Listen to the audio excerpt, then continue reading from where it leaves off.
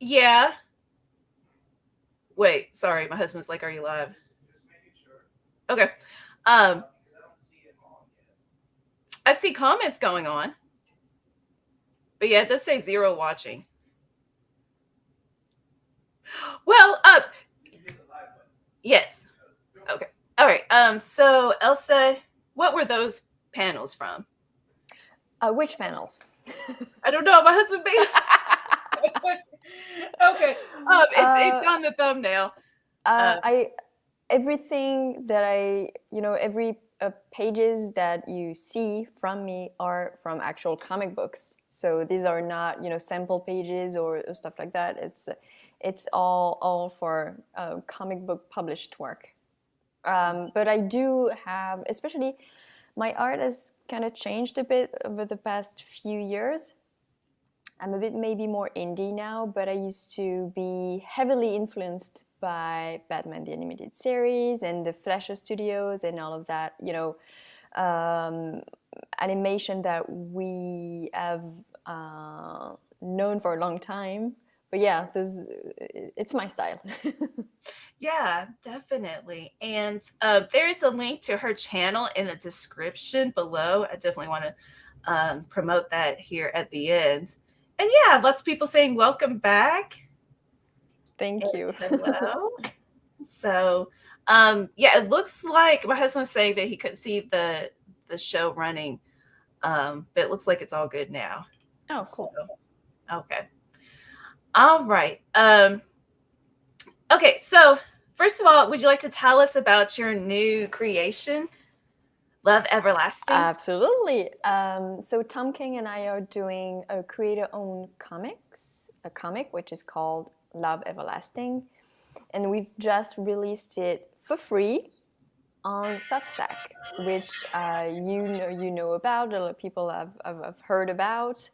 So the idea is Love Everlasting is a romance comic slash psychological horror. So it's a bit of a in between in terms of genres, and so we've just released it on Substack, like I said, for free. Um, I love how it does have that twist. I was like, how can we talk about without spoilers? Like, I went into it knowing it in nothing. Yeah. It's definitely got like an idea, feel for the tone from that awesome cover, but yeah, I love how I kept reading through it. Like, I was all on board for what it seems to be at first, Mm-hmm. with like kind of like it reminds me of 60s pop uh comics that I had a poster in my classroom of like those dramatic. It was a dramatic, over the top. It was this girl, and it was like it's all over with all of the Yeah. dots, the like not polka dots, but the dot style of filling in with the colors, and like it's a tear slowly with each panel going down. I love stuff like that. So reading into it, and I'm like, ooh, this is all just drama and romance, and yeah, that it starts to have a twist to it. Yeah, it's so the idea is to use the genre that was extremely popular in the 50s, 60s, and 70s, that was sold, that sold millions and millions of copies, and that is largely overlooked today and mocked, Mm-hmm. usually. So our idea was to take that very famous genre and kind of make our own twist on it. It's a bit of a challenge because when you say to people romance comics, they're going to be like, especially men, I want to say, even myself, we think like, romance is not really my thing, which I completely understand, but it's like you say, there is a twist and it's not your typical romance comics. It's we're using the tropes of the genre to tell a completely different story about, you know, the expectations of what love is, where you can find love, how it manifests itself, and how we can get sometimes lost in the search for it. I like that last point you made, and I love the detail of as the comic goes through. It's like cursing is censored, Yeah. And then at the end, it's just like, yeah, now it's Oh falling yeah, apart. because Where at has that it point you realize it's not really a romance comic. So yeah, we can, yeah. and since we're working in a as a creator owned comic, we can swear. Yeah, yeah. Um, so, and a couple people saying Matt and Roy talking about how much they loved Infinite Loop. So I just wanted to point that out. Oh no, Super Laugh Hard. This sounds like the story of your life. I'm so sorry. It's actually the point. It's a story about a lot of people's lives, and the expectations that our culture set about love and finding the one. Mm-hmm. But yeah, Definitely. going back to Infinite Loop, for those of you who don't know, I think it's out of print, the Infinite Loop. It's our first, Pierre Collinet and my first graphic novel that we did in 2014, I want to say. So it's been a while. But so from time to time, we get fans of people, or people that read Infinite Loop and got moved by it because it was a personal story for us. So I'm glad it still resonates with new readers. Go. Well, here, how about I put the comic up here on the screen so we could talk a little bit more about it. Definitely what drew me in, besides this dramatic like fireball going on in the back here, is this dialogue where, yeah, just like in the 50s, 60s, 70s, you've got the thought bubble of the opposite of what's being said out loud, right? She's like, I love Right, you, right. we're And right, the world's gonna the end. the challenge of that cover was to start giving readers a hint that it was not a typical romance comic. So we used the composition, classical composition of the woman and the man, the thought balloons and all of that, but had these explosions to show, shit's gonna go down quickly. But I had the hardest time putting that cover together. It was so tough. I did like 2 or 3 different versions. I could not find the right tone. Ultimately, we landed on something like a week before we launched. So it was like last minute. And I want to give a shout out to Tom Mueller, the graphic designer who did our logo and the identity for the book. Which is, a great play on romance titles. Mm-hmm. I love how it's the letters are falling apart right here, right? Yeah. They're Right. starting Again, to let you know that this is not a typical romance comic. Mm-hmm. So hey, on Substack, are the covers, the rough drafts, are they available? Do you do things like that? So yeah, so on Substack, so basically to go back to what Substack is, Yeah, it's and I'll scroll through basically this. it's a newsletter, basically. The one difference is that you have different tiers that you can subscribe to. You can subscribe to the free version, in which case you get the monthly comic delivered to your inbox. You don't have anything to do. Every month you get an issue of Love Everlasting, lettered, colored, the whole. And that's the free tier? Yes, that's the free tier. That's Wow. the wow thing of this whole enterprise, is that we're putting a book that you would pay generally $4, $3.99 for free. It's that level of quality that you get in a comic book store, only for free in your inbox. So you can subscribe to the free tier if you only want the comic. But if you're interested in more, like process stuff, for example, today I'm writing a post about how I went from the script to the ink version of page 19 of this first issue that you're looking at. So if you're interested in that stuff, for example, you can subscribe to our paid tiers.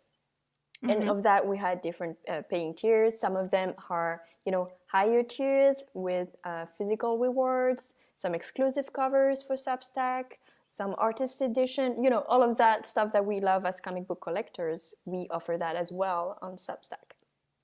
So then it's up to you to figure out what you want. You have a lot of options to choose from. I'm just blown away. that like that the issues are free. Yeah. Oh my goodness. Well, okay, here, James has a question that I wanted to ask as well. Like, are there okay, so you're doing the issues for free, but is there a plan to like put it in print and trade paperback, hardcover, softcover? Yes. Yeah. Okay. At some point, there will be at the earliest fall of 2022. At the earliest, might be later. Um, but yeah, definitely, we do love a print copy of our books. But subscribing to the Substacks gets you the book right now. Okay, so is it comparable to like Patreon for YouTube? So it's kind of Patreon, only it's a newsletter. So you get it in your inbox. It's kind Okay. of similar. There are slight differences, but basically, if it helps understand it, it's sort of like Patreon. Okay. Yeah. That's that helps me to understand it. And Roy 21 saying awesome move to have Tom Mueller on this. He's an excellent designer. Actually, he did the whole identity for our YouTube channel as well. I adore his work. He's an incredibly talented designer, and we share, some inspiration. We have a similar vision about graphic design, so we always mesh very well together. So what exactly does he do for your channel? Like the logo, right? But He did the logo. That's for starters. When we talk about identity for brand, or because ultimately it's a brand, you have the colors that you can use. The combination of colors that you can use, and that's basically it. Plus, the logo and the typeface that you can use for unity. okay, yeah, and I love the editing, the professional setup, the look of your channel, and how what you're drawing on that humongous pad. Oh my gosh, that thing is amazing. But being Yeah. like, how does that work? Okay, just as a side note, when you like it's projected in the corner there, what you are writing on the pad, like is that afterwards it's editing, or like do you have a projector set up right there?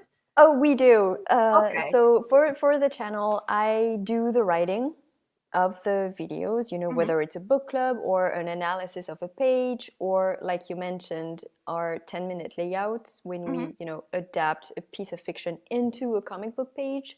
And Pierrick, my partner, in that, does everything else. He produces, directs, edits, everything else. And so yeah, we for one of our videos we have a projector to project stuff on the wall. It's a very cool. It's very complicated to put together. There's a lot of editing happening. It's not easy. It's definitely not something about roll and then we're good. No, there's a lot of work involved ahead and after filming. I have a hard time with like when I am talking about a book and then just filming, flipping through it. Like I really want it to match. I'm like, if I'm talking about this, it needs to be on this panel. And it's Mm. so difficult for me to match when I'm editing. So I can't imagine. Um, It's so it's yeah. it's tough. I'm glad I'm not the one doing this. Hmm. So that's definitely in the description, her YouTube channel link. Kit is asking, was there any particular influences you look to for Love Everlasting? So many people have asked that question that I figured maybe I should have, but not really. I, of course, flipped through romance comics just to get a feel because I was not particularly aware of what had been done. So I wanted to get a feel, general feel for it. But I realized that if I went too deep into that rabbit hole, I might lose myself, lose my style in trying to mimic other people's Mhm. work. And since we were trying to come up with an entirely different take on romance comics, I tried not to. Although, if you look at issue 1, can you see those, like on the page that you're looking at, Huh? the caption boxes? Right here? Yeah. For example, that's something that I took from one of Alex Toth's pages, because like Kirby, he did a lot of romance comic, lots of beautiful pages. I actually bought one, and he does that. You know, he has those captions in separate boxes, and I thought it was really interesting, so I used that. So there's I was some of just about to ask you, like, if that is because you're the artist, was that your decision to put those captions in a separate box? Like, I don't know, like how yeah, much you do it with the was I paneling. suggested it to Tom. He was okay Mhm. with it, so we rolled with it. But I only kept it for the first issue, and because it proved very complicated to lay out the pages, Mhm. because you know, you lose some room when you do it that way. But it actually works, because if you know, when you read the book, it'll make more sense, but we're kind of switching gears with every issue, so it's I could drop it, no problem. It still worked. Yeah, I could see near the end how that was changing, dropping the tone, and your give hints here above as well, that her hair, the way it's colored in, that this is like her realizing something's wrong Exactly. I'm glad you right picked up here. on that panel too. Yeah. Whenever in that first issue, whenever she has those bursts of awareness that Mhm. something is wrong. Yeah, I changed the inking, the coloring as well. Matt Hollingsworth adjusted the colors so that we would be, you know, sort of inside her head, feeling Yeah. what she's feeling, which is a feeling of, you know, disruption and easiness or panic even. Where? Oh, okay, here. Let me. I lost my mouse. Where It's at is? the bottom of your screen. Like I'm trying to. There we go. Okay. Michael Emond noticed Alex Toth Oh, influence, the king of minimalism. oh yeah. If you want to go back to the first page, Sure. actually, that's the page that I felt. I guess it's because it's the first page that I drew. Yeah. Was This one. very second one, second one. Oh, okay. Yep, that first page, especially that first panel, is very influenced by Toth. Hmm. Awesome. But I tried not to lean too much on that. I wanted it to look like its own thing. Let's see. How often do you break down comics and films for your own personal practice? Um, so but it depends. It depends on the amount of work I have on my desk. Uh, but at least a couple times a month, because you know we do the YouTube videos based on Mhm. my analysis, which used to be my personal practice, but now everything that I did as, you know, personal practice is being turned into a YouTube video. So I often as I can. Well, my cat is on the desk. You Oh, might. I thought that was my cat. No, no, that's mine. She, she's very, you know, loud and noisy. Um, at least about 2 days a month, I sit down, pick a few comics that I want to look at, and just try to break them down and understand the structure and all of that. It's very hard work. It's exhausting. Hmm. I think it's admirable that you um, continue to learn. Like after all these years, you taught yourself and you continue to learn, improve, and look to others for influence and ideas. Well, it's born out of an eternal and embarrassment. I mean, you know, I look at my That's a past. good name for a romance comic. Love everlasting, eternal embarrassment. It's very dramatic. I always cringe at my previous work. I should have done this or that differently, or this I should do better next time. So I always try to not be embarrassed the next time one of my comic comes out, and of course it fails inevitably. I'm always disappointed. So that keeps me wanting to improve myself all of the time. I completely understand. That's how I feel about teaching. And I'm always like, oh, I could have done that better. So I know this won't mean this won't reach you, but you shouldn't be embarrassed. I know you'll still feel the same way, but I'm going to say it. No, and the thing is, I know, I'm an okay artist. I know I'm not bad, which is good enough for me, I want to say. But I strive for so much better, and I feel like it's taking too long to get there. That's how I feel. Oh my goodness. Because I feel like But, that's also part of the process. I like learning. I like feeling that I'm, getting better and better. So it's, part of the journey. I've learned to accept it and enjoy it. okay. Rebel by Design, I didn't know you're an artist. You should send some stuff. So she has a silly question, but it's not a silly question. I noticed Elsa is a fellow left-hander. Any particular challenges with that? I'm such a disaster around ink. Well, it demands practice and planning. Definitely don't start with your first panel, top left, otherwise you're screwed. I tend to start at the bottom right, naturally, so that the ink gets to dry as I move from one panel to the other. But I don't know. I'm used to it by now, so not really. I did notice, and I don't know if there's scientific backing on that, but there are a lot of artists left-handed. I don't know why. Some wiring of the brain. I don't know, but that's what I heard as well. Yeah, my sister's left-handed, and she's an artist. Yeah, it's funny. I've noticed that a lot of artists are left-handed, so I'm interested. If someone knows why, I'm interested in knowing. You've got homework, mentees. Do some research and comment on the video. And then definitely having a tablet helps, right? When you're not using paper and ink. Yeah, absolutely. Let's see. Michael's saying, in that panel, you highlight the alternating light, dark light works so well. Oops, I don't know which panel. But good job. There you go.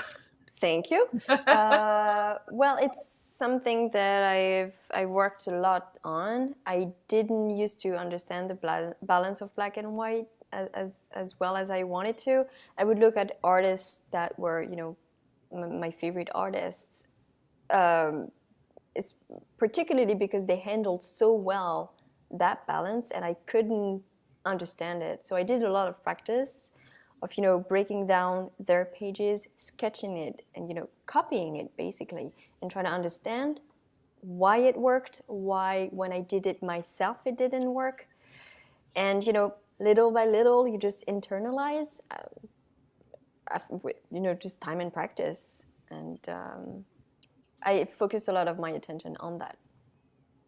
Do you have a favorite Asterix book? I don't know, living in Europe? I haven't read an Asterix book in 25 years. I used to read them as a kid because my parents would buy them for me, but I've largely forgotten entirely. Yeah, no, I'm not. Interestingly enough, I'm not super into Franco-Belgian comics. Mm-hmm. I'm much more interested in noisy cat behind me. Much more interested in comics. What about, do you have any British artist influences? British, Charlie Adlard, definitely. I guess he works in American comics, but he has that. Sean Phillips as well, his son too. But if you're referring to the whole 20,000 AD, artists, I don't know them very well. I should. Definitely, Judge Dredd, all of that. I'm not super knowledgeable. Oh, but I know there's a lot of interesting things. What's that? Oh, Super Laugh Heart loves Judge Dredd. Oh, I figured. I figured that was part of the question. Yeah, no, I haven't delved into all of that. There's so much books coming out, and I have a lot of different interests, so catching up on everything is not easy. Yeah, and you're really really busy. Okay, Candy Jam saying maybe we can make Garage Band comics, or I don't know, Batman. I don't know. I don't know what that is. Yeah, Candy Jams, if you want to expound upon that. That would be great. Michael, this is what I heard too. That left-handed means your right side of your brain. It controls the left side, and the right side's more dominant in creativity. Don't fact check that. Yeah, I don't know if it's like We won't. I'll just take your word like for that. it. About how you only use a small percentage of your brain, like that fact, that you just hear growing up. Let's see. Is there a particular property character you'd like to work on that you haven't had the chance to yet? That's a good question. My answer is going to be very disappointing. Not really. No, that's fine. No, it's I started working on DC Comics, Marvel characters. Yes, okay, Catwoman. I would love to draw a Catwoman book. Oh yeah, that would be a great. Besides that, I am, as time went on and as I read more creator-owned comics or graphic novels, my interests tend to lie more in the indie side of things. So I don't have any particular character that I really want to write or draw, except maybe Catwoman. Probably because Darwin Cook's books on her, about her, were are some of my favorite comics. So part of me wants to try that myself. Gotcha. And yeah, you're so involved in your own creations now. Oh, right? Yeah, definitely. There is the whole aspect of being able to do what I want without having, a whole editorial side of things, which I mean is okay, but doesn't work super well for me.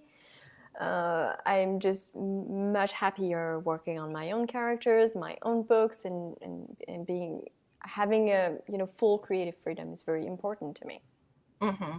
And that's that makes sense because you are so invested and motivated to do better yourself than the last one. So that's like all you are owning that. And if somebody else was kind of managing it, right, then you'd be like, that's getting in the way of me being better. There's that. There's also the stories that you get to work on, and of course, you can do very personal things when you work on, established characters. A lot of,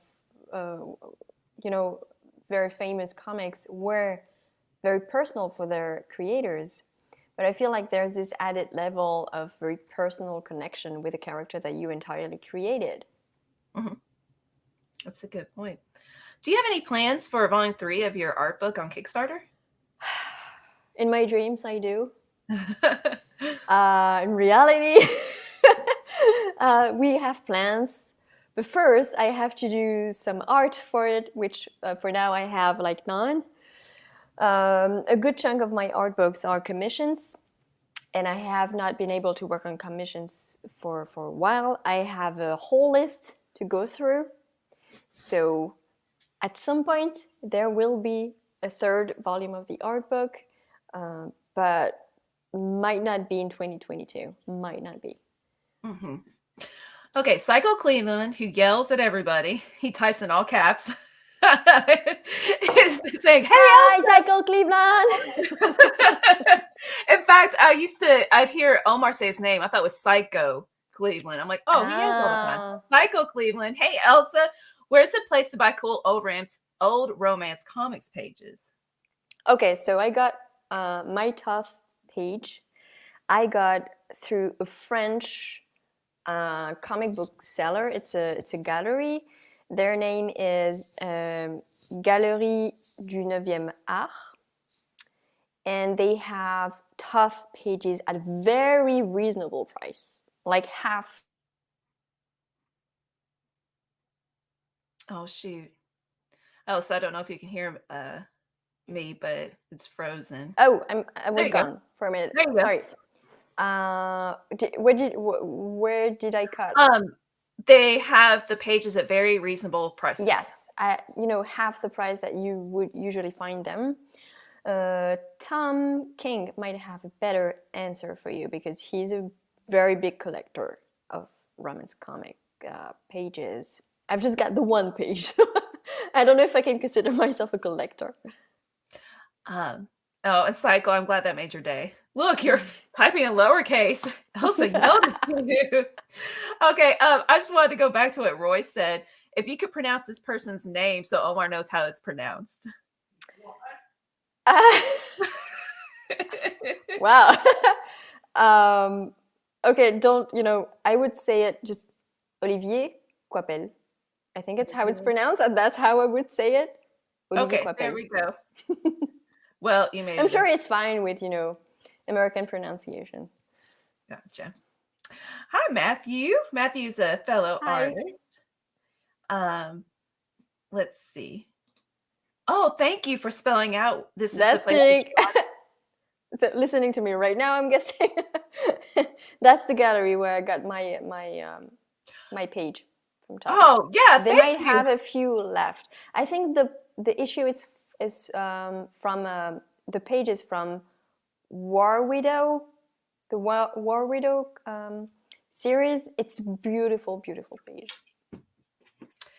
Okay, so I have a stereotypical artist question. Do you listen to music while you are writing or drawing? So not when I write. I can't, think and listen to something, whether it's music or podcast, just a full silence. Same thing when I do my thumbnails, when I'm figuring out the storytelling, like no noise. I cannot be disturbed, otherwise I just can't focus. Mm-hmm. And when I pencil and ink, I listen to music, usually the same album on repeat until I get sick of it. And podcasts. I listen to a lot of podcasts about politics, comics, novels, art, anything, creator interviews, all of that. I like it. It inspires me to hear about other creators' process, and mm-hmm. it just motivates me to work. Victor says, I love your analysis about movies and the way you translate them to the comic format. That is one of my favorite exercises to explore sequentials. Ooh, thank you, Victor. Appreciate that. Those videos are really, really hard to write. How many hours do you think it takes? Like just an estimate. I bet write? Yeah. A day and a half. Just to write. Mm-hmm. Figure out the storytelling and then writing the actual video, because so I figure out the storytelling, so I do my page, thumbnail, pencils, and then when that's done, I have to kind of reverse engineer and walk you, the viewer, through my mm-hmm. process, and the breakdown, how I show it visually on my screen. All of this I need to write, I need to learn, and then we film. And the filming is about a day and a half too. So just for a single video. And then there's editing. So those videos, all mm-hmm. of our videos are very, work heavy. They require a lot of work. But we enjoy doing them. It's very interesting. Right now, actually we just filmed it. And I did a 10-minute layout where I adapted a scene from The Breakfast Club, because someone had asked me in the comments to work on a very dialogue heavy sequence, which is its own thing in comics. So so I did a double spread, and I worked out some interesting, I think, storytelling to kind of having the people kind of answer each other and having the lettering approach being, inventive. So we're looking to release that in about a month or so. It was very challenging to do. And I actually had to have a letter of a friend go over it.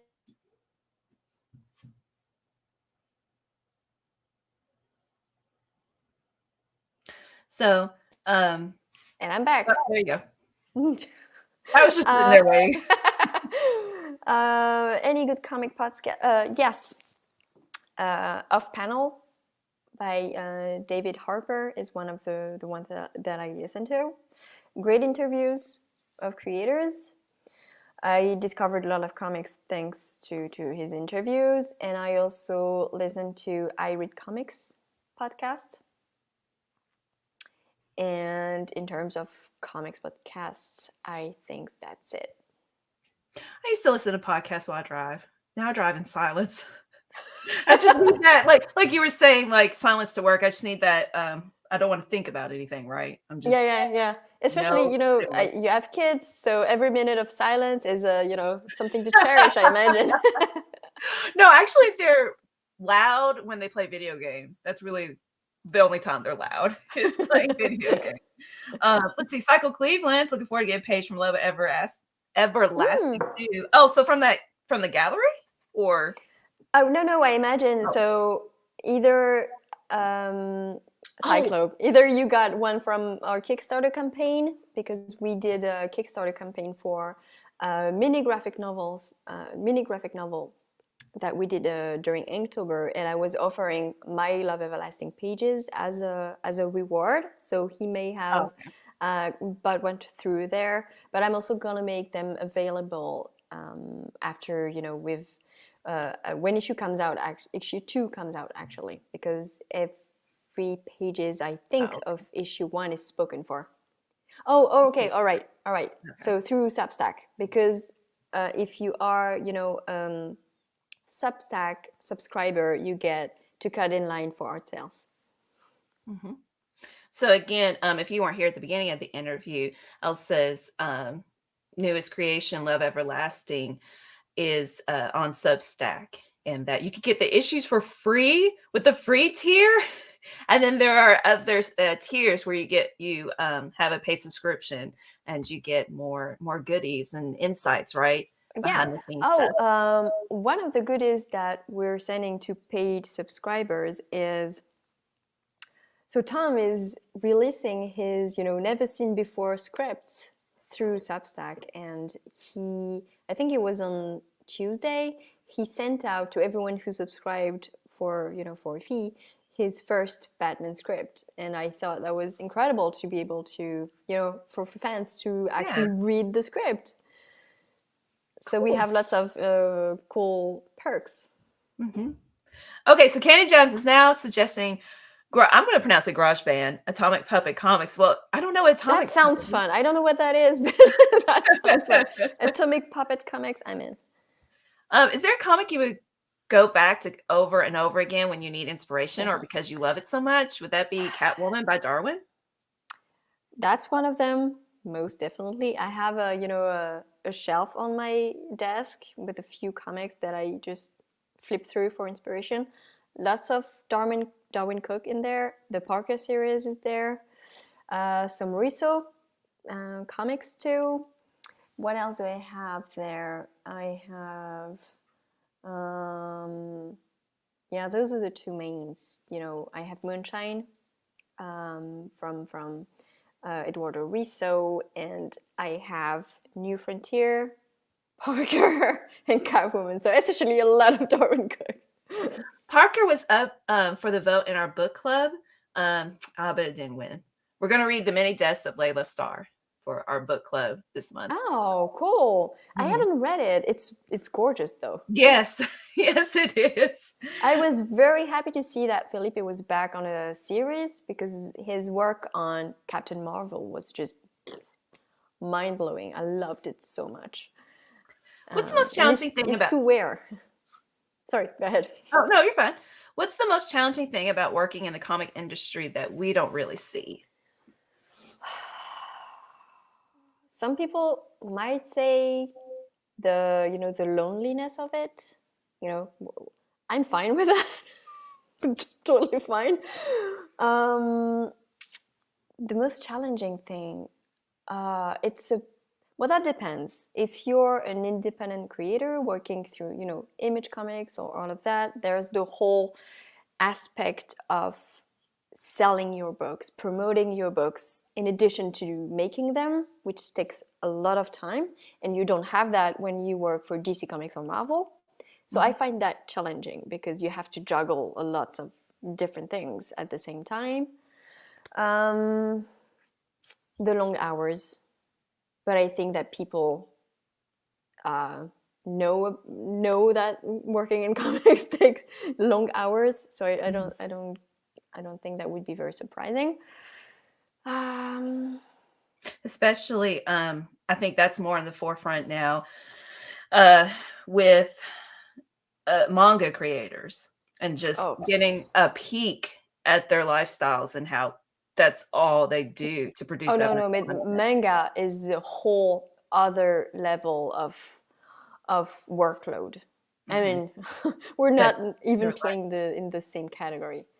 No, it's insane. Like, it's really bad for their health. Yeah, it is. I imagine they don't have, any choice in the matter. No, our workload is more manageable. Still, it's still a lot. Yeah. Well, I know here in a couple of minutes you need to go. So actually, I think the Robot by Design's last question is a great segue to my last question. Mm-hmm.